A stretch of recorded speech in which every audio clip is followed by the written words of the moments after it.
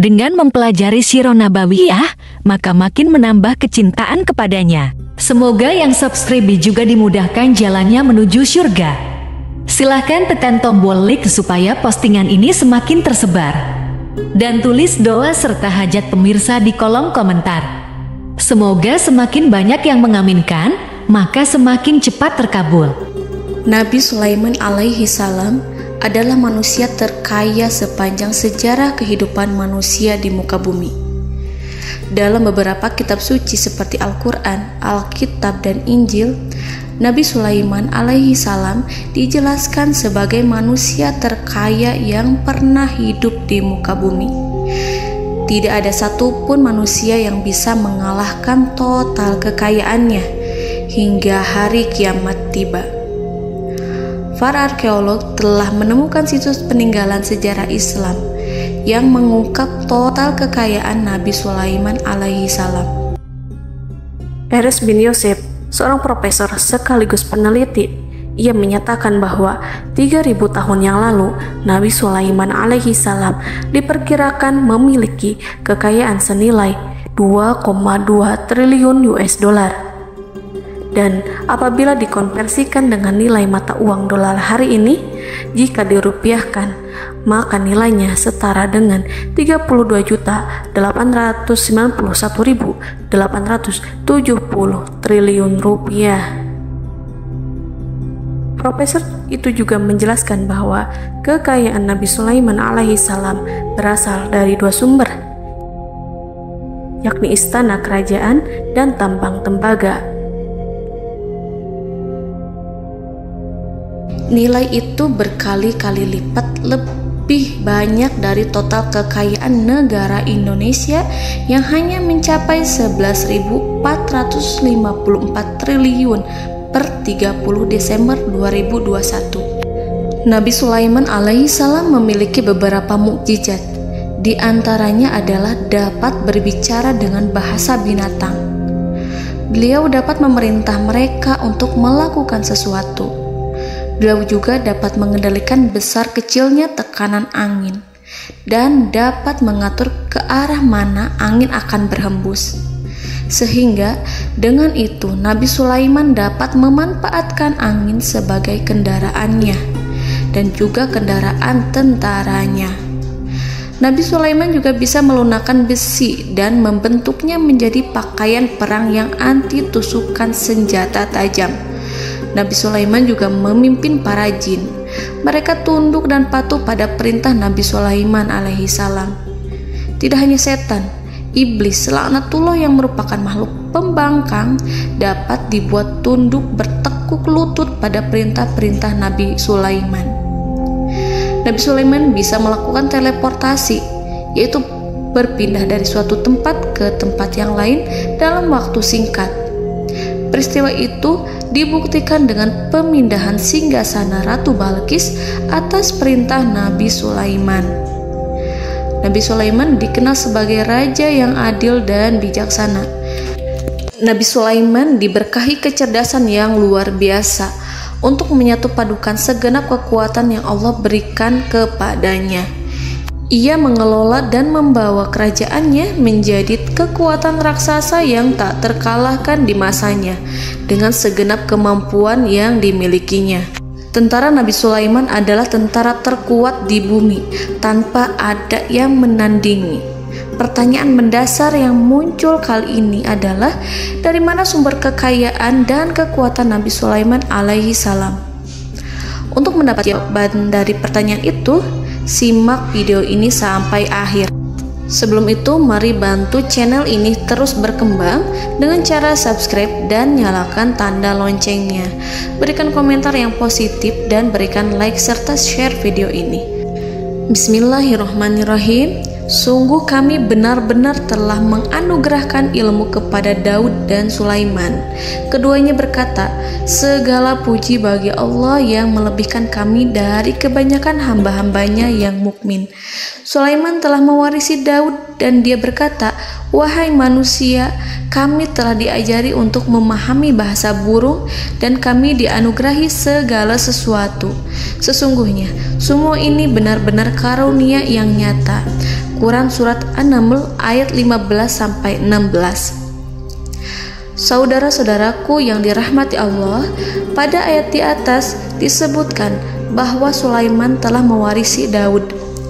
Nabi Sulaiman mewarisi Nabi Daud dalam sisi kenabian dan kekuasaan, bukan mewarisi harta, karena para nabi tidak mewariskan harta. Sebab sepeninggalan mereka, harta para nabi menjadi sedekah bagi orang-orang yang ada di sekitarnya, yaitu orang-orang fakir dan orang-orang yang membutuhkan.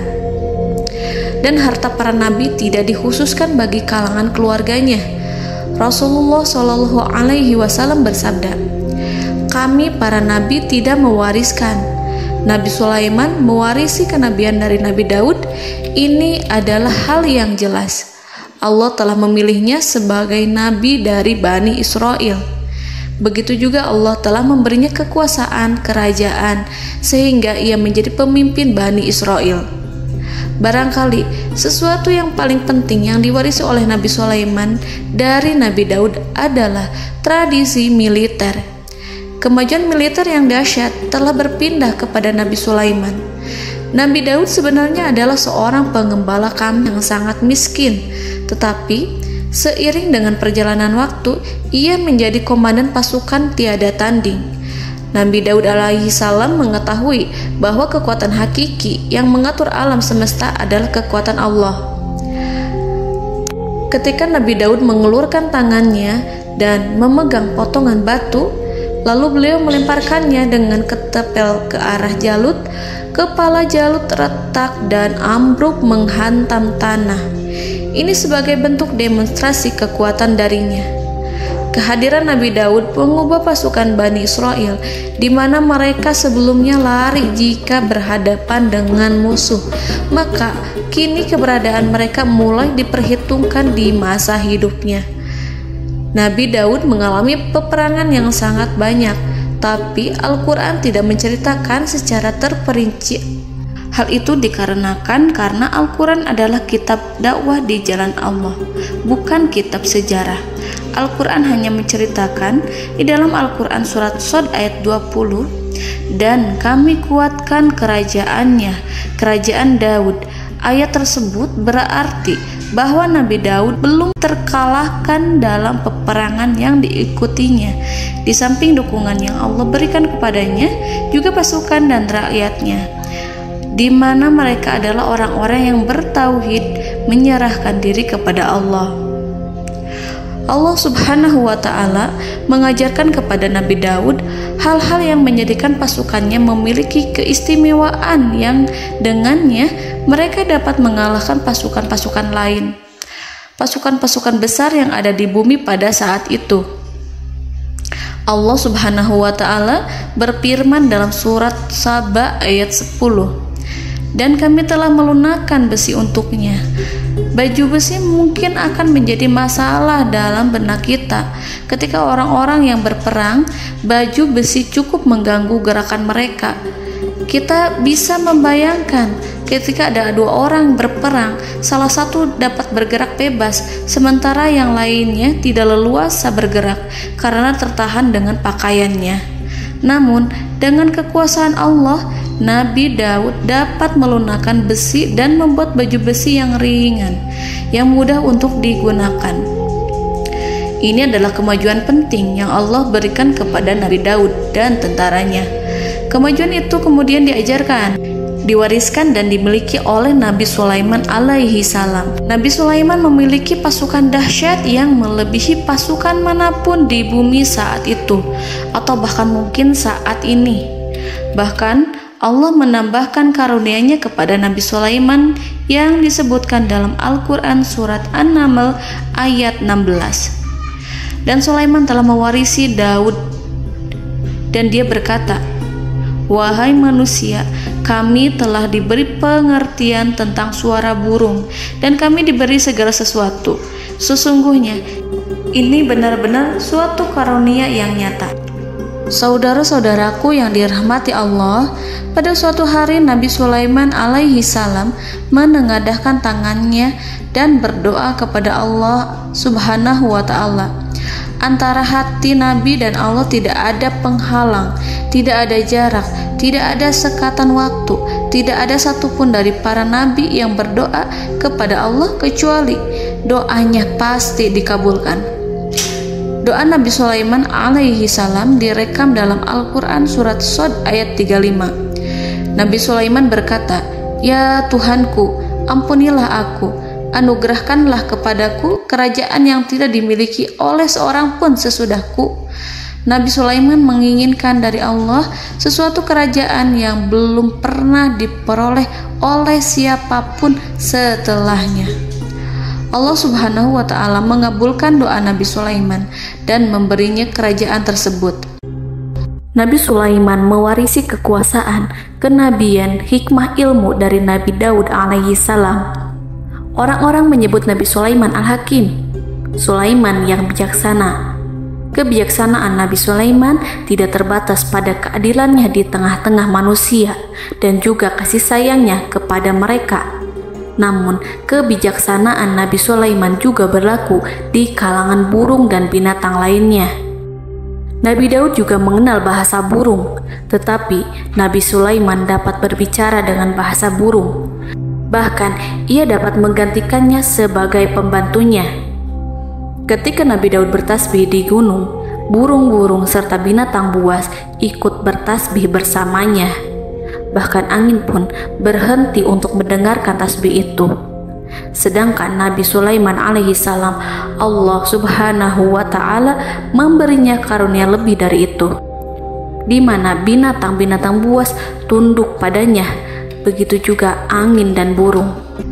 Saudara-saudaraku yang dirahmati Allah, Nabi Sulaiman alaihi salam mampu mendengarkan bisikan semut yang berbicara kepada sesama mereka. Bahkan ia mampu memerintahkan semut tersebut sehingga semut itu menjadi taat pada perintahnya. Pasukan Nabi Sulaiman memiliki kekuatan yang sangat dahsyat. Belum pernah ada di dunia ini satu pasukan pun yang memiliki kekuatan seperti itu. Kekuatan Nabi Sulaiman berasal dari beberapa kombinasi yang sangat mengagumkan, sehingga karenanya ia tidak dapat tertandingi. Kekuatan itu terdiri dari manusia, binatang-binatang, jin, dan lain sebagainya. Kita mengetahui bahwa jin adalah makhluk Allah dan manusia tidak mampu melihatnya atau menghadirkannya atau meminta pertolongan kepadanya.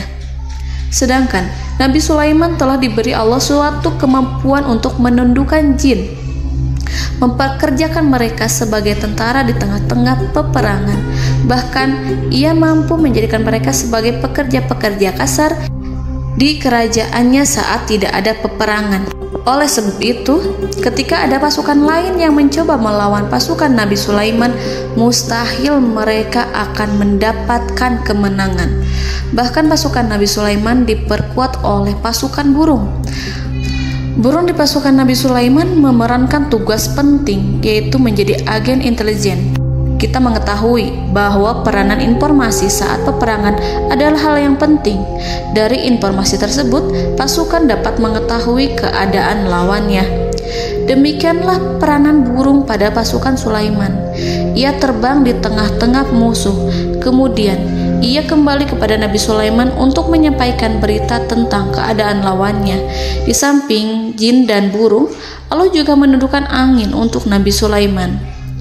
Nabi Sulaiman dapat memerintahkan angin dan ia mampu untuk menaiki angin tersebut. Dalam Al-Quran surat Shad ayat 36-40, Allah Subhanahu wa ta'ala berfirman, "Kami tundukkan kepada angin yang berhembus dengan baik menurut kemana saja yang dikehendaki Sulaiman. Dan kami tundukkan pula kepadanya setan-setan, semuanya ahli bangunan dan penyelam, dan setan yang lain yang terikat dalam belenggu. Inilah anugerah kami, maka berikanlah kepada orang lain atau tahanlah untuk dirimu tanpa perhitungan, dan sesungguhnya dia mempunyai kedudukan yang dekat pada sisi kami dan tempat kembali yang baik." Saudara-saudaraku yang dirahmati Allah, Allah Subhanahu wa Ta'ala juga memberikan kemampuan yang tak seorang pun dari para nabi mendapatkannya, yaitu kemampuan untuk memerintah setan. Setan adalah salah satu bagian dari jin. Ia adalah kelompok yang celaka dari bangsa jin. Kelompok ini sebenarnya tidak mampu dikuasai oleh manusia. Bahkan jin yang soleh tidak dapat mengatur setan. Adapun Nabi Sulaiman, Allah telah memberinya kekuasaan untuk menundukkan setan dan mempekerjakannya, bahkan mengikatnya dengan rantai serta menghukumnya jika ia menentang pada perintahnya. Setan membangun untuk Sulaiman istana-istana, patung-patung dan alat-alat perang. Bahkan setan-setan itu menyelam ke dasar lautan untuk mengeluarkan permata dan yakut untuk Sulaiman. Jika di antara setan yang menentang perintahnya, maka Nabi Sulaiman alaihi salam mengikatnya dengan rantai. Ini semua menunjukkan kekayaan Nabi Sulaiman dan kekuasaannya, di mana ia mampu mengatur banyak makhluk di bumi ini. Tentu saja, kemampuan itu semua adalah atas izin dari Allah Subhanahu wa Ta'ala sebagai mukjizat darinya. Allah Subhanahu wa Ta'ala berfirman dalam Al-Quran surat Saba ayat 12, dan sebagian dari jin adalah yang bekerja di hadapannya di bawah kekuasaannya dengan izin Tuhannya, dan siapa yang menyimpang di antara mereka dari perintah kami, maka kami rasakan kepadanya azab neraka yang apinya menyala-nyala. Para jin itu membuat untuk Sulaiman apa yang dikehendakinya, dari gedung-gedung yang tinggi, patung-patung, dan piring-piring yang besarnya seperti kolam, atau periuk yang tetap berada di atas tungku. Saudara-saudaraku yang dirahmati Allah, Nabi Sulaiman yang bijaksana adalah penguasa yang tak tertandingi di muka bumi. Meskipun memperoleh nikmat-nikmat khusus yang agung itu yang Allah berikan kepada Sulaiman, beliau tetap menunjukkan dirinya sebagai manusia yang paling banyak berzikir kepada Allah dan manusia yang paling banyak bersyukur di zamannya. Saudara-saudaraku yang dirahmati Allah, sebagaimana Allah Subhanahu wa Ta'ala memberikan nikmat kepada ayahnya Nabi Daud alaihi salam, di mana ia mampu melunakkan besi, dan Allah mengajarinya bagaimana cara mencairkan besi, maka Nabi Sulaiman alaihi salam dapat memanfaatkan tembaga yang cair untuk peperangan. Dan juga di saat perdamaian, pada saat peperangan, beliau mencampur tembaga dengan besi dan menjadikannya perunggu. Mereka menggunakan senjata-senjata perunggu dalam peperangan seperti pedang, baju besi, dan juga pisau. Senjata-senjata ini adalah senjata yang paling kuat pada saat itu. Sedangkan di saat damai, tembaga digunakan untuk membuat bangunan, perhiasan, dan sebagainya. Meskipun Nabi Sulaiman mendapatkan nikmat yang besar dan karunia yang khusus, Allah Subhanahu wa Ta'ala mengujinya dengan suatu ujian yang dahsyat. Ujian yang akan selalu datang kepada seorang hamba yang soleh. Ketika hamba itu mendapatkan kedudukan besar, maka ujiannya pun menjadi besar. Allah Subhanahu wa Ta'ala menguji Nabi Sulaiman dengan penyakit. Diceritakan oleh Fahru Roji, Nabi Sulaiman diuji dengan suatu penyakit yang keras, di mana kedokteran saat itu tidak dapat dan tidak mampu mengatasinya. Sakitnya Nabi Sulaiman sangat keras sehingga para dokter dari kalangan manusia ataupun jin tidak mampu menghilangkan penyakit itu. Lalu burung-burung menghadirkan rumput-rumput yang dianggapnya sebagai obat, tetapi Nabi Sulaiman tak kunjung sembuh. Semakin hari penyakit Nabi Sulaiman semakin menjadi-jadi, sehingga ketika Nabi Sulaiman duduk di atas kursi, ia duduk bagaikan tubuh tanpa roh. Seakan-akan ia mati karena saking keras penyakit yang dideritanya. Sakit yang diderita oleh Nabi Sulaiman alaihi salam berlangsung sangat lama. Namun Nabi Sulaiman tidak henti-hentinya berzikir kepada Allah dan meminta kesembuhan kepadanya, serta selalu beristighfar dan mengungkapkan rasa cinta kepadanya. Selesailah ujian Allah terhadap hambanya Nabi Sulaiman. Beliau pun sembuh Nabi Sulaiman merasakan kembali kesehatannya setelah ia mengetahui segala kejayaan dan segala kekuasaan serta segala kebesarannya tidak lagi mampu menghilangkan penyakit yang dideritanya kecuali jika Allah menghendaki. Saudara-saudaraku yang dirahmati Allah, Nabi Sulaiman telah membangun tempat ibadah, tempat sujud, sehingga manusia menyembah Allah di dalamnya. Orang-orang yang membangunnya berjumlah puluhan ribu orang. Tentu setiap kelompok dari mereka memiliki pekerjaan masing-masing.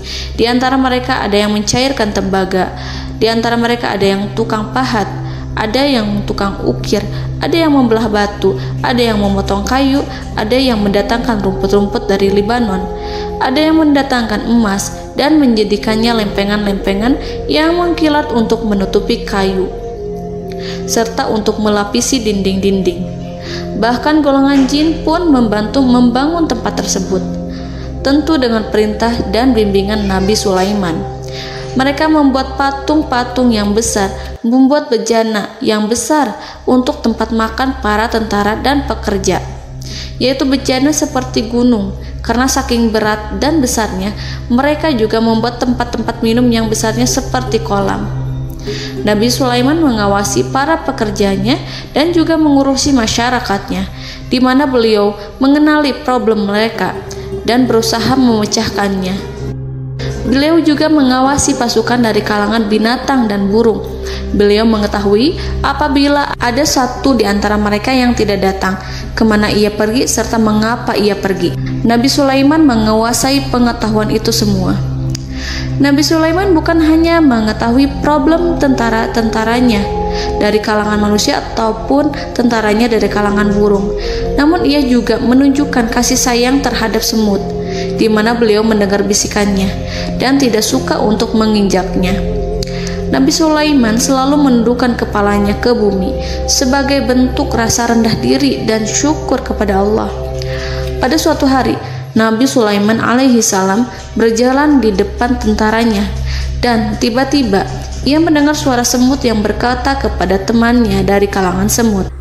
Hal itu terekam dalam Al-Quran surat An-Naml ayat 18-19. Wahai semut-semut, masuklah ke dalam sarang-sarangmu agar kamu tidak terinjak oleh Sulaiman dan tentaranya, sedangkan mereka tidak menyadarinya. Nabi Sulaiman alaihi salam tersenyum mendengar itu dan ia berdoa, "Ya Allah, ya Tuhanku, berilah aku ilham untuk tetap mensyukuri nikmat-Mu yang telah Engkau anugerahkan kepadaku dan kepada kedua orang ibu bapakku, dan untuk mengerjakan amal soleh yang Kau ridhoi, dan masukkanlah aku ke dalam rahmat-Mu, ke dalam golongan hamba-hamba-Mu yang soleh." Saudara-saudaraku yang dirahmati Allah, meskipun Nabi Sulaiman mendapatkan kekuasaan dan memiliki tentara yang besar, namun beliau menunjukkan kasih sayang terhadap bangsa semut. Beliau mendengarkan bisikannya dan melihat semut yang ada di depannya. Oleh karena itu, tak mungkin baginya untuk menginjak golongan semut itu. Nabi Sulaiman bersyukur kepada Allah telah memberinya nikmat, yaitu nikmat rahmat dan kasih sayang. Di samping itu, Nabi Sulaiman alaihi salam adalah orang paling kaya di dunia. Istananya terbuat dari kayu gaharu yang memiliki wangi harum. Istananya terbuat dari emas yang terkadang dari kristal. Beliau juga memiliki kursi besar yang terbuat dari emas dan permata. Istana Nabi Sulaiman merupakan istana yang paling besar di dunia. Nabi Sulaiman menggunakan pakaian dari emas dan permata. Meskipun demikian, Nabi Sulaiman tetap menunjukkan sebagai hamba yang berserah diri dan rendah diri di hadapan Allah Subhanahu wa Ta'ala. Nabi Sulaiman yang merendahkan diri di hadapan Allah, ia selalu sujud kepada Allah, sebagaimana ayahnya yang selalu bertasbih pada Allah. Nabi Sulaiman selalu melantunkan lagu-lagu cinta ilahi dan hanya memuji Allah Subhanahu wa Ta'ala.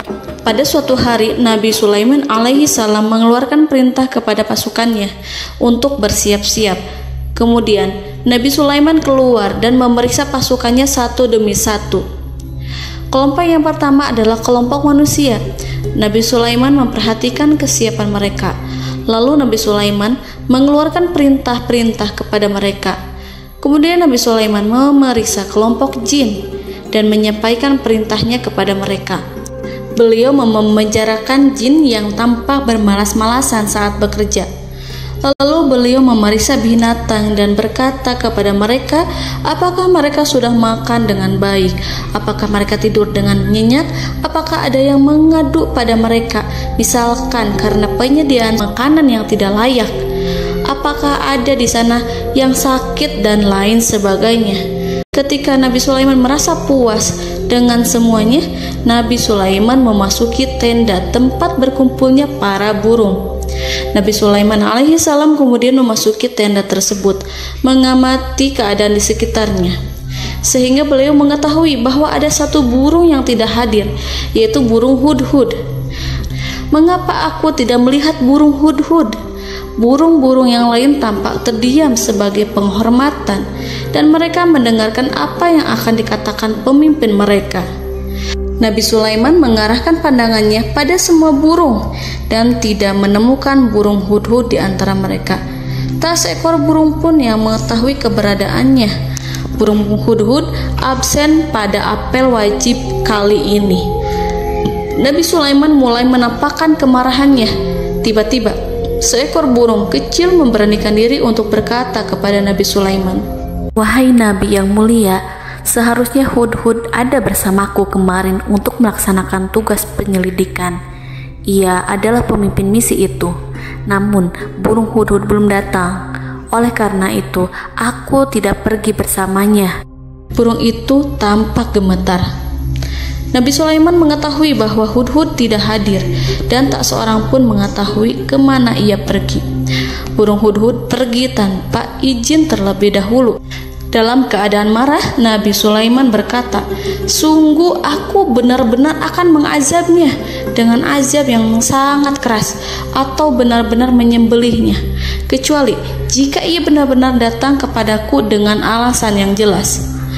Kawanan burung-burung mengetahui bahwa Nabi Sulaiman sedang marah dan telah menetapkan untuk menyiksa burung hudhud atau menyembelihnya atau justru memaafkannya dengan syarat ia datang dengan membawa alasan yang dapat menyelamatkannya, atau dengan kata lain, burung hudhud dapat memastikan bahwa ia melaksanakan tugas yang penting.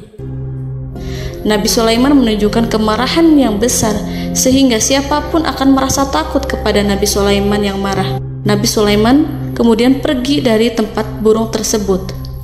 Nabi Sulaiman masih memikirkan keadaan burung hudhud. Seharusnya burung hudhud menjadi bagian penting dari badan intelijen. Apakah ia pergi untuk menyingkap suatu, atau apakah ia pergi hanya untuk bermain-main? Nabi Sulaiman telah memperhatikan dan mengetahui bahwa burung hudhud adalah seekor burung yang cerdik dan juga fasih berbicara. Terkadang Nabi Sulaiman mendapati burung hudhud sedang bermain-main dan menunda-nunda pekerjaannya.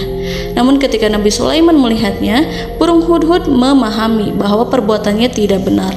Oleh karena itu, ia tidak boleh menyampur adukan antara waktu serius dan waktu bermain. Tidak lama setelah itu, burung hudhud tiba di tempat para burung. Burung-burung yang lain berkata kepadanya, "Wahai hudhud, pergilah engkau ke tempat Nabi Sulaiman. Jika ia mengetahui bahwa engkau telah sampai, jiwamu benar-benar terancam." Mendengar itu, burung hudhud segera beranjak. Ia terbang menemui Nabi Sulaiman. Pada waktu itu, Nabi Sulaiman sedang duduk bersama tentaranya yang lain. Burung hudhud berdiri. Ia telah merencanakan untuk memulai pembicaraan dengan Nabi Sulaiman sebelum Nabi Sulaiman bertanya kepadanya kemana dia pergi. Ini sebagai bukti bahwa hudhud telah melaksanakan suatu tugas yang penting. Dalam Al-Quran Surat An-Naml ayat 22, burung hudhud berbicara, "Aku telah mengetahui sesuatu yang kamu belum mengetahuinya, dan kubawa kepadamu dari negeri Saba suatu berita penting yang diyakini seakan-akan burung hudhud hendak berkata, 'Aku adalah hudhud yang miskin, tapi aku mengetahui apa yang tidak engkau ketahui, dan aku telah datang kepadamu dari kerajaan Saba dengan membawa berita yang sangat penting.'" Nabi Sulaiman tampak terdiam menunggu hudhud menyelesaikan kisahnya.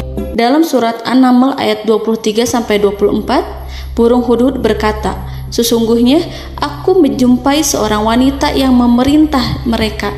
Dia dianugerahi segala sesuatu serta mempunyai singgasana yang besar. Aku mendapati dia dan kaumnya menyembah matahari selain Allah. Dan setan-setan telah menjadikan mereka memandang indah perbuatan-perbuatan mereka, lalu menghalangi mereka dari jalan Allah, sehingga mereka tidak mendapat petunjuk. Burung hudhud diam. Nabi Sulaiman merasa bahwa hudhud menunjukkan kepasihan lisannya. Nabi Sulaiman berkata dalam Quran surat An-Naml ayat 27 sambil menunjukkan senyum manisnya. Nabi Sulaiman berkata, "Akan kami lihat apakah kamu benar wahai hudhud, ataukah kamu termasuk orang-orang yang berdusta." Seakan-akan burung hudhud ingin mengatakan, "Aku tidak berbohong, wahai Nabi yang mulia." Namun diamnya Sulaiman membuat takut sehingga burung hudhud terdiam. Nabi Sulaiman terdiam karena berpikir, lalu ia memutuskan sesuatu setelah itu. Beliau melihat kepada lainnya dan meminta secari kertas. Nabi Sulaiman menulis surat singkat dan menyerahkannya kepada hudhud serta memerintahkan kepadanya seperti yang dikatakan dalam Quran surat An-Naml ayat 28. "Pergilah dengan membawa suratku ini, lalu jatuhkanlah kepada mereka, kemudian berpalinglah dari mereka, lalu perhatikanlah apa yang mereka bicarakan." Al-Quranul Karim hanya menceritakan dalam Quran surat An-Naml bagaimana perginya hudhud dan bagaimana ia menyerahkan surat itu. Lalu Al-Quran langsung menyebut keadaan kerajaan Balqis yang saat itu sedang membaca surat di depan para pembesar kerajaan dan para menterinya. Dalam Al-Quran surat An-Naml ayat 29-31 berkatalah Balqis, "Wahai pembesar-pembesar, sesungguhnya telah dijatuhkan kepadaku sebuah surat yang mulia. Sesungguhnya surat ini dari Sulaiman, dan sesungguhnya isinya dengan menyebut nama Allah yang Maha Pengasih lagi Maha Penyayang, bahwa janganlah kalian berlaku sombong terhadapku, dan datanglah kepadaku sebagai orang yang berserah diri." Saudara-saudaraku yang dirahmati Allah, dalam surat tersebut Nabi Sulaiman menyebutkan supaya mereka menyerahkan diri dan tunduk kepada perintah Nabi Sulaiman. Nabi Sulaiman memerintahkan agar mereka meninggalkan penyembahan terhadap matahari. Nabi Sulaiman tidak mempersoalkan akidah mereka dan tidak memuaskan mereka dengan apapun. Nabi Sulaiman hanya memerintahkan bahwa ia berada di atas kebenaran. Bukankah ia didukung kekuatan yang berlandaskan keyakinan yang dimilikinya? Nabi Sulaiman hanya memerintahkan mereka agar tunduk dan patuh kepadanya. Ratu Sabak menyampaikan surat tersebut di tengah-tengah kaumnya. Dalam Quran surat An-Naml ayat 32 dijelaskan, "Dan berkatalah Balqis, wahai para pembesar, berilah aku pertimbangan dalam urusanku ini. Aku tidak pernah memutuskan sesuatu persoalan sebelum kamu berada dalam majelisku." Saudara-saudaraku yang dirahmati Allah, para pembesar istana Balqis menentang surat tersebut. Isi surat itu membangkitkan kesombongan kaum Sabak, di mana mereka merasa lebih kuat. Mereka mengetahui bahwa di sana ada seorang yang mencoba menentang mereka dan mengisyaratkan peperangan kepada mereka. Lalu ia meminta kepada mereka untuk memenuhi syarat-syaratnya sebelum terjadinya peperangan dan kekalahan. Dalam surat An-Naml ayat 33, mereka menjawab, "Kita adalah orang-orang yang memiliki kekuatan dan juga memiliki keberanian yang sangat besar dalam peperangan. Dan keputusan berada di tanganmu, wahai rajaku. Maka pertimbangkanlah apa yang akan kamu perintahkan." Saudara-saudaraku yang dirahmati Allah, para pembesar kaum Sabak seakan ingin berkata, "Kita siap untuk melaksanakan perang." Tampaknya ratu itu memiliki kebijakan yang lebih baik dari pembesar kaumnya. Surat Sulaiman itu membuatnya berpikir lebih jernih dan lebih berhati-hati. Ia berusaha sebisa mungkin menghindari peperangan. Ratu itu berpikir dalam tempo yang lama. Nama Sulaiman tidak diketahuinya dan ia pun belum pernah mendengarnya. Oleh karena itu, Ratu kaum Sabak tidak mampu mengetahui dan mendeteksi seberapa besar kekuatan Nabi Sulaiman.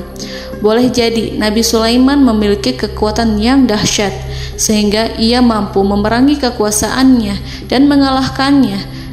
Kemudian ratu memperhatikan apa yang ada di sekelilingnya.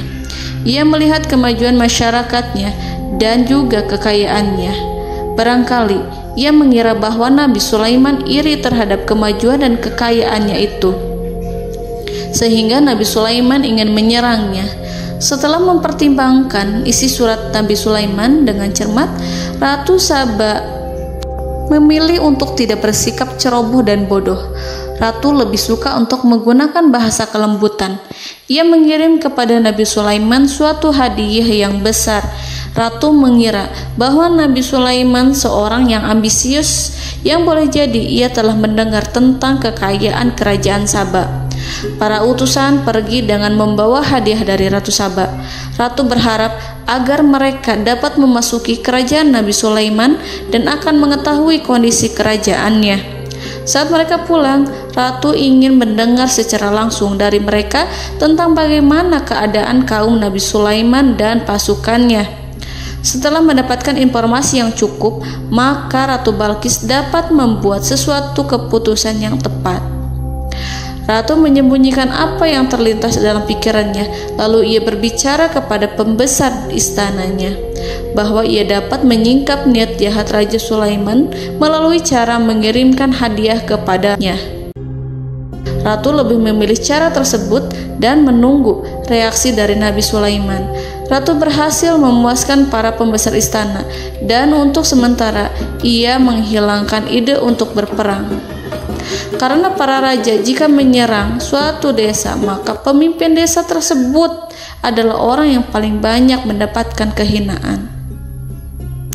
Akhirnya, para pembesar kaumnya merasa puas dengan pikiran Ratu Balqis. Saudara-saudaraku yang dirahmati Allah, dalam surat An-Naml ayat 34-35 dijelaskan, Ratu Balqis berkata, "Sesungguhnya raja-raja apabila memasuki suatu negeri, niscaya mereka akan membinasakannya dan menjadikan penduduknya yang mulia menjadi hina. Dan demikian pula lah yang akan mereka perbuat. Dan sesungguhnya aku akan mengirim utusan kepada mereka dengan membawa hadiah, dan aku akan menunggu apa yang akan dibawa kembali oleh utusan itu." Kemudian sampailah hadiah dari Ratu Balqis kepada Nabi Sulaiman. Para intelijen Nabi Sulaiman memberitahunya bahwa utusan Balqis datang dengan membawa hadiah. Nabi Sulaiman langsung mengetahui bahwa Ratu Balqis itu sengaja mengirim orang-orangnya untuk mengetahui atau untuk mendapatkan informasi tentang kekuatannya. Lalu setelah itu ia akan mengambil keputusan atau mengambil sikap kepada kerajaan Sulaiman. Nabi Sulaiman segera memanggil semua pasukannya untuk berkumpul. Utusan Balqis segera memasuki istana Nabi yang dipenuhi dengan pasukan yang besar bersenjata. Melihat itu, utusan Ratu Balqis tercengang dan terkejut ketika mereka melihat kekayaan yang mereka bawa tidak ada apa-apanya dibandingkan dengan kerajaan Nabi Sulaiman. Hadiah mereka tampak tidak berarti. Emas yang mereka bawa tampak tidak memiliki makna saat mereka memasuki istana Nabi Sulaiman yang terbuat dari kayu-kayu pohon gaharu yang mengeluarkan bau yang harum serta dihiasi dengan emas permata. Para utusan Ratu Balqis berdiri bersama Nabi Sulaiman dan menyaksikan bagaimana Nabi Sulaiman mengendalikan pasukannya. Kemudian mereka mulai berpikir tentang kekuatan dan kualitas pasukan Nabi Sulaiman. Betapa kagetnya mereka ketika melihat di tengah-tengah pasukan itu terdapat singa, burung, dan tentara dari kalangan manusia yang mampu terbang. Mereka pun sadar bahwa mereka di hadapan pasukan yang tiada tandingannya. Selesailah demonstrasi pasukan Nabi Sulaiman. Kemudian para utusan ratu dipersilahkan maju ke tempat hidangan makanan. Para utusan itu sangat terkejut ketika melihat berbagai macam makanan dari penjuru dunia ada di depannya. Dan di antara makanan itu terdapat pula makanan yang biasa ditemukan di negeri mereka.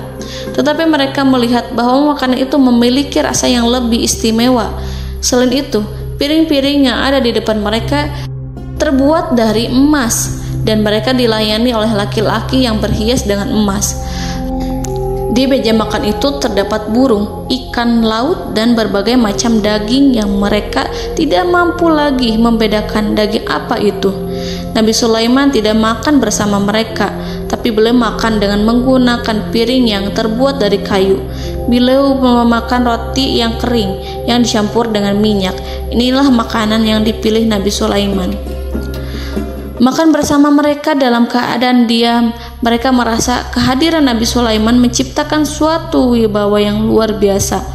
Selesai perjamuan itu, lalu dengan sangat malu mereka menyerahkan hadiah dari Ratu Balqis kepada Nabi Sulaiman. Hadiah itu berupa emas yang bagi mereka hadiah itu sangat bernilai tinggi.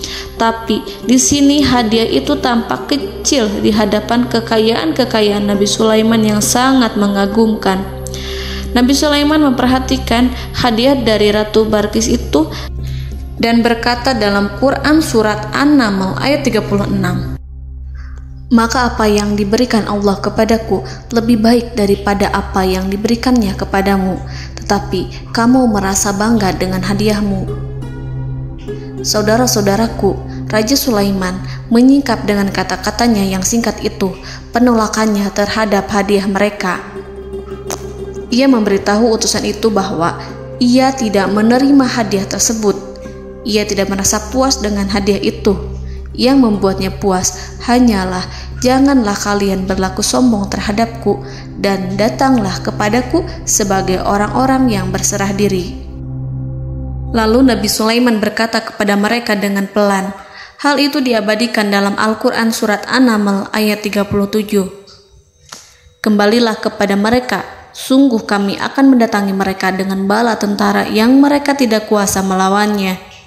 Dan pasti kami akan mengusir mereka dari negara itu, yaitu negeri Saba, dengan terhina. Dan mereka akan menjadi tawanan-tawanan yang hina." Saudara-saudaraku yang dirahmati Allah, Nabi Sulaiman kemudian meninggalkan para utusan ratu setelah terlebih dahulu mengancam mereka. Para utusan itu berharap agar Nabi Sulaiman mau menunggu kunjungan Ratu Balqis yang akan membawa misi perdamaian. Akhirnya, sampailah para utusan Ratu Balqis ke negeri Saba. Mereka segera menuju istana sang ratu. Mereka memberitahu bahwa negeri mereka ada di ujung tanduk. Mereka menceritakan kepada ratu tentang kekuatan Nabi Sulaiman dan tidak mungkin bagi mereka mampu melawannya. Mereka meyakinkan Ratu Balqis bahwa ia harus mengunjunginya dan melihat sendiri bagaimana kebesaran kerajaan Nabi Sulaiman. Kemudian Ratu Balqis menyiapkan dirinya untuk pergi menuju kerajaan Nabi Sulaiman. Nabi Sulaiman duduk di kursi kerajaan di tengah-tengah para pembesarnya dan para menterinya, serta para komandan pasukannya. Beliau berpikir tentang sosok Balqis. Nabi Sulaiman mengetahui bahwa Balqis menuju tempatnya. Balqis dikelilingi rasa takut.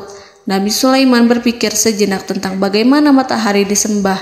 Ia memikirkan bagaimana informasi yang diterima oleh intelijennya tentang kemajuan kerajaan Balqis dalam bidang kesenian dan ilmu pengetahuan.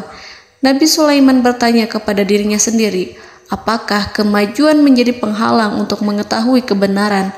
Apakah ratu itu senang dengan kekuatan yang dicapainya? Dan ia membayangkan bahwa kekuatannya adalah segalanya. Dengan kemajuan yang dimilikinya, Nabi Sulaiman ingin membuat kejutan agar ratu mengetahui bahwa Islam yang diyakini oleh Nabi Sulaiman adalah satu-satunya yang mampu mendatangkan kemajuan dan kekuatan yang hakiki, sehingga ia dapat membandingkan antara keyakinannya dalam menyembah matahari beserta kemajuan yang dicapainya dengan keyakinan Nabi Sulaiman beserta kemajuan yang diraihnya. Saudara-saudaraku yang dirahmati Allah, para mata-mata Nabi Sulaiman telah memberitahunya bahwa hal yang sangat disegani dan dikagumi oleh kaum Balqis adalah kerajaan Saba, yaitu singgasana Ratu Balqis. Singgasana itu terbuat dari emas dan batu delima. Singgasana tersebut dijaga oleh penjaga yang sangat disiplin, di mana mereka tidak pernah lalai sedikit pun.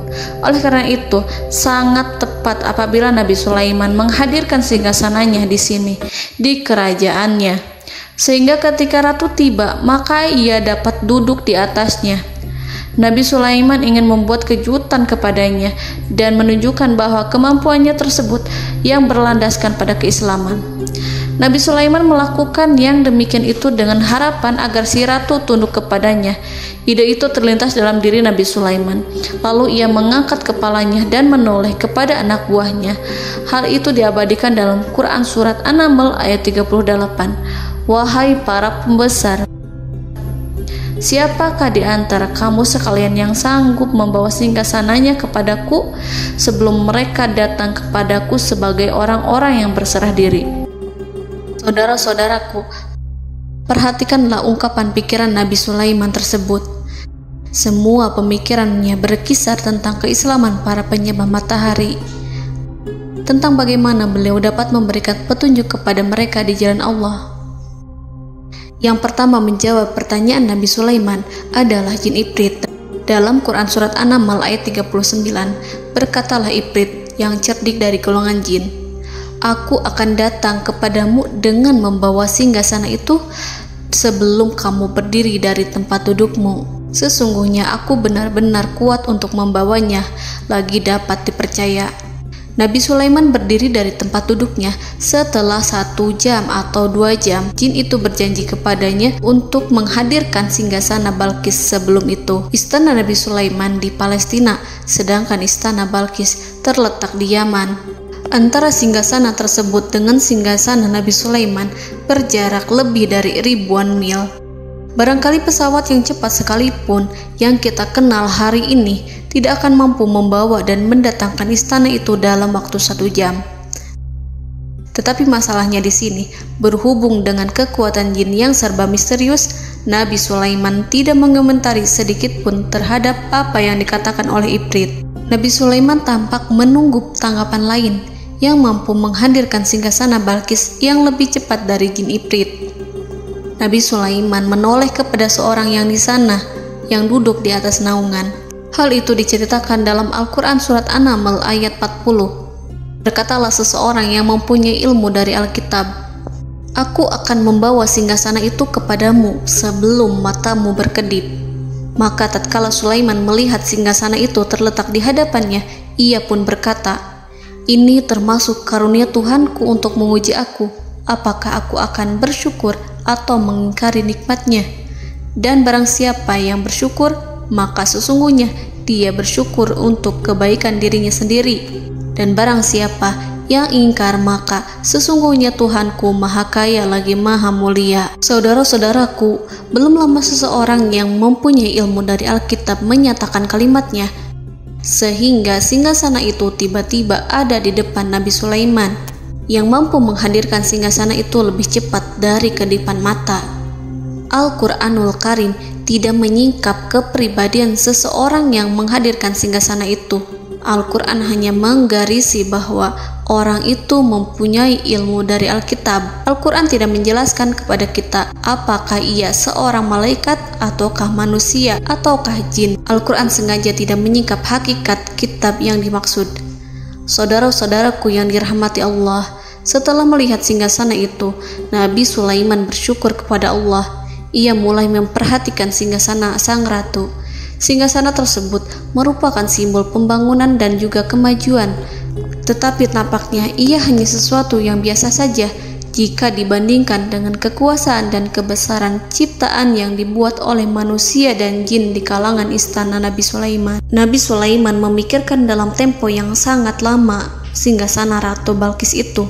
Kemudian beliau memerintahkan agar singgasana itu diperbaiki, sehingga saat Ratu Balkis datang, dia akan mengujinya. Apakah Ratu Balkis dapat mengenali singgasananya ataukah tidak? Dalam Al-Quran Surat An-Naml ayat 41, Nabi Sulaiman berkata, "Ubahlah baginya singgasananya, maka kita akan melihat apakah dia mengenal ataukah dia termasuk orang-orang yang tidak mengenalnya." Saudara-saudaraku yang dirahmati Allah, Nabi Sulaiman memerintahkan agar dibangun istana yang akan digunakan untuk menyambut Ratu Balkis. Nabi Sulaiman memilih tempat di laut, dan ia memerintahkan agar dibangun suatu istana di mana sebagian besarnya terdiri dari air laut. Nabi Sulaiman memerintahkan agar lantainya itu terbuat dari kaca yang tebal dan kuat, sehingga orang-orang yang berjalan di atas istana itu akan dapat melihat di bawahnya ada ikan-ikan berwarna-warni yang berenang-renang. Dan mereka akan melihat rumput-rumput laut yang bergerak-gerak. Akhirnya, selesailah pembangunan istana itu. Saking bersihnya kaca lantainya, sehingga tampak di sana tidak ada kaca. Burung hudhud memberitahu Nabi Sulaiman bahwa Balqis telah sampai dekat kerajaannya. Kemudian Ratu Balqis datang. Al-Quran tidak menyebutkan keadaan Nabi Sulaiman saat menyambut Balqis, namun Al-Quran menunjukkan dua sikap Ratu Balqis. Yang pertama, bagaimana sikap Balqis ketika pertama kali melihat singgasananya yang datang mendahuluinya, padahal ia telah meninggalkan pengawalannya untuk tetap setia menjaga singgasananya itu. Keadaan kedua adalah keadaan di depan istana yang dibangun untuk penyambutan Balqis. Istana itu penuh dengan permata yang berenang-renang di bawahnya ikan-ikan. Dalam Quran Surat An-Naml ayat 42 dijelaskan, dan ketika Balqis datang, ditanyakanlah kepadanya, "Serupa inikah singgasanamu?" Balqis menjawab, "Seakan-akan singgasana ini adalah singgasanaku. Kami telah diberi pengetahuan sebelumnya, dan kami adalah orang-orang yang berserah diri." Saudara-saudaraku, pada dialek di atas, Balqis melihat singgasananya dan ia tercengang saat mengetahui bahwa itu adalah singgasana miliknya. Namun kemudian ia mulai ragu karena melihat tidak sepenuhnya itu singgasana miliknya. Jika itu benar-benar miliknya, lalu bagaimana ia datang mendahuluinya? Dan bila bukan singgasananya, maka bagaimana Sulaiman dapat meniru sepersis dan seteliti itu? Padahal Sulaiman tidak pernah sekalipun ke kerajaannya. Nabi Sulaiman berkata saat melihat Balqis mengamati singgasananya, "Apakah ini singgasanamu?" Balqis terlihat sangat kebingungan, namun setelah itu ia menjawab, "Sepertinya benar." Nabi Sulaiman berkata, "Kami telah diberi ilmu sebelumnya dan kami sebagai orang-orang muslim." Saudaraku yang dirahmati Allah, melalui pertanyaan Nabi Sulaiman ingin mengisyaratkan kepada Balqis agar ia membandingkan antara keyakinannya beserta ilmu yang dicapainya dengan keyakinan Nabi Sulaiman yang muslim beserta pengetahuan yang telah diraihnya. Penyembahan terhadap matahari dan pencapaian ilmu yang dicapai oleh Ratu Balqis tanpa tidak ada apa-apanya dibandingkan dengan ilmu Nabi Sulaiman dan keislaman. Nabi Sulaiman telah mendahuluinya dalam bidang ilmu karena keislamannya. Karena itu, sangat mudah baginya untuk mengungguli Balqis dalam ilmu-ilmu yang lainnya. Demikianlah yang disyaratkan dalam pertanyaan Nabi Sulaiman kepada Ratu Balqis. Ratu Saba itu mengetahui bahwa ini adalah singgasananya, di mana singgasana itu datang lebih dahulu daripada dirinya. Beberapa bagian darinya telah diubah saat Balqis masih di perjalanan menuju ke tempat Nabi Sulaiman. Ia berpikir kemampuan apa yang dimiliki Nabi Sulaiman. Ratu Balqis tercengang melihat apa yang disaksikannya, yang berupa buah dari keimanan Nabi Sulaiman dan hubungannya dengan Allah Subhanahu wa Ta'ala. Sebagaimana Balqis juga tercengang ketika melihat kemajuan di bidang ilmu pembangunan, seni, dan ilmu-ilmu yang lainnya. Maka ia tidak lebih kagum lagi saat melihat hubungan yang kuat antara keislaman Nabi Sulaiman dengan ilmunya serta kemajuan yang diraihnya. Dalam Al-Quran Surat An-Naml ayat 43 dijelaskan, dan apa yang disembahnya selama ini selain Allah mencegahnya untuk melahirkan keislamannya, karena sesungguhnya ia terdahulu termasuk orang-orang yang kafir. Saudara-saudaraku yang dirahmati Allah, berguncanglah dalam benak Balqis ribuan hal ketika melihat keyakinan kaumnya runtuh di hadapan Nabi Sulaiman. Ia menyadari matahari yang disembahnya hanya merupakan ciptaan Allah, dan Allah lah yang menggerakkannya untuk hamba-hambanya. Lalu terbitlah matahari kebenaran dalam dirinya. Hatinya diterangi oleh cahaya baru yang tidak akan tenggelam seperti tenggelamnya matahari. Masa keislamannya hanya menunggu waktu. Ratu Balqis memilih waktu yang tepat untuk mengumumkan keislamannya. Allah Subhanahu wa Ta'ala berfirman dalam Quran Surat An-Naml ayat 44. Dikatakan kepadanya, masuklah ke dalam istana. Maka tatkala ia melihat lantai istana itu, dikiranya kolam air yang besar dan disingkapnya 2 betisnya. Berkatalah Sulaiman, sesungguhnya ia adalah istana licin yang terbuat dari kaca. Berkatalah Balqis, wahai Tuhanku, sesungguhnya aku telah berbuat zalim terhadap diriku dan aku berserah diri bersama Sulaiman kepada Allah Tuhan semesta alam. Saudara-saudaraku yang dirahmati Allah, dikatakan kepada Balqis, masuklah ke dalam istana. Ketika ia masuk, maka ia tidak menyaksikan adanya kaca, tetapi ia melihat air, sehingga ia mengira akan bersinggungan dengan air.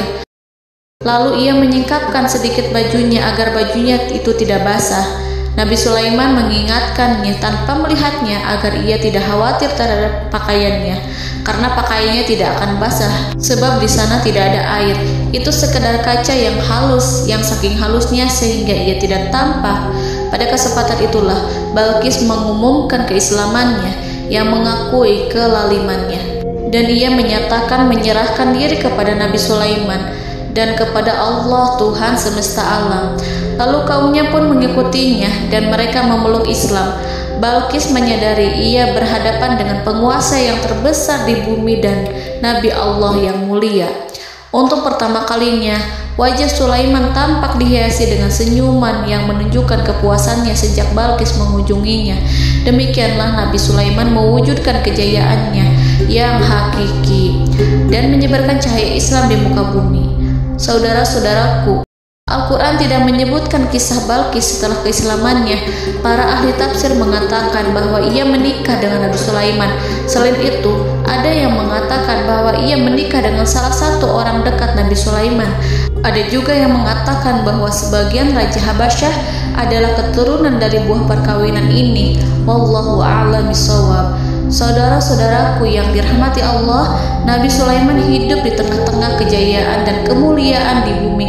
Kemudian Allah menetapkan kematian untuknya, sebagaimana kehidupan Sulaiman berada di puncak kemuliaan dan kejayaan yang penuh dengan keajaiban yang luar biasa, maka kematiannya pun merupakan tanda-tanda kebesaran Allah yang penuh dengan keajaiban.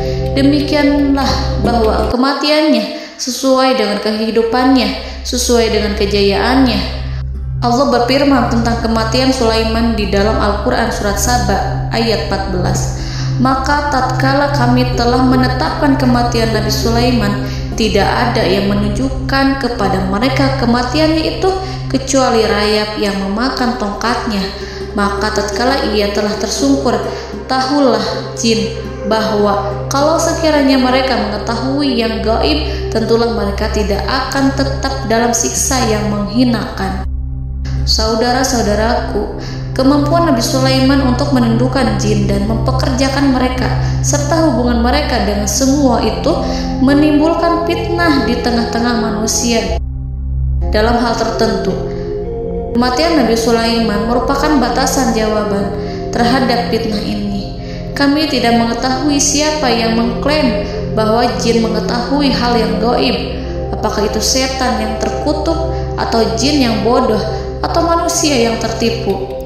Kami tidak mengetahui siapa yang bertanggung jawab terhadap tersebarnya isu yang keliru ini. Yang kita ketahui adalah bahwa hal tersebut adalah mempengaruhi sebagian manusia dan jin. Barangkali manusia berkata kepada diri mereka, selama jin melakukan perbuatan yang luar biasa ini, maka apa gerangan yang menjadikan mereka tidak mengetahui hal yang gaib itu? Manusia itu lupa bahwa kunci kegaiban berada di tangan Allah.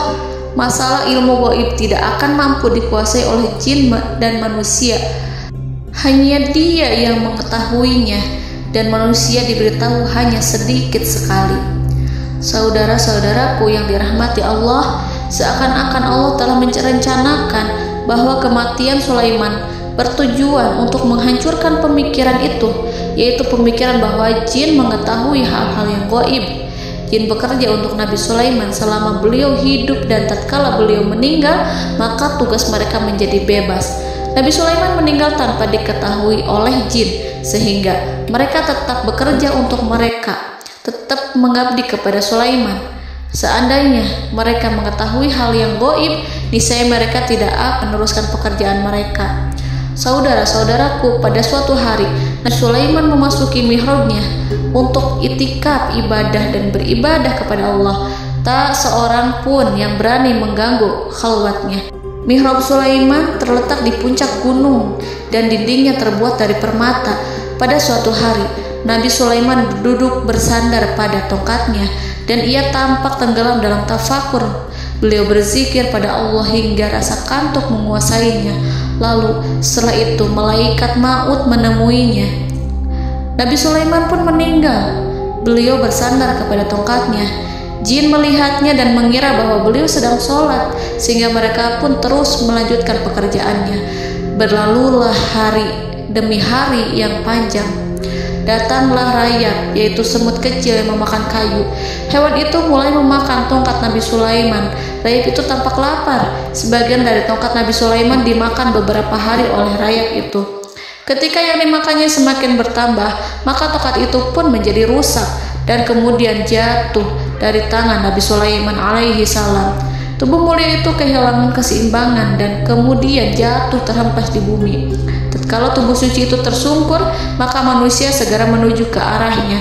Mereka menyadari dan mengetahui bahwa Nabi Sulaiman telah meninggal dalam waktu yang lama. Jin menyadari bahwa mereka tidak mengetahui hal yang gaib, dan manusia pun mengetahui hakikat ini. Seandainya jin mengetahui hal yang gaib, niscaya ia tidak akan meneruskan siksa yang hina. Mereka tidak akan bekerja kepada Sulaiman. Demikianlah Nabi Sulaiman alaihi salam meninggal dalam keadaan duduk dan sholat di mihrabnya.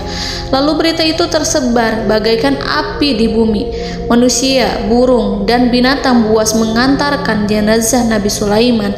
Sekawanan burung tampak sedih dan menangis. Semua makhluk bersedih. Akhirnya tak seorang pun mengetahui bahasa burung di bumi.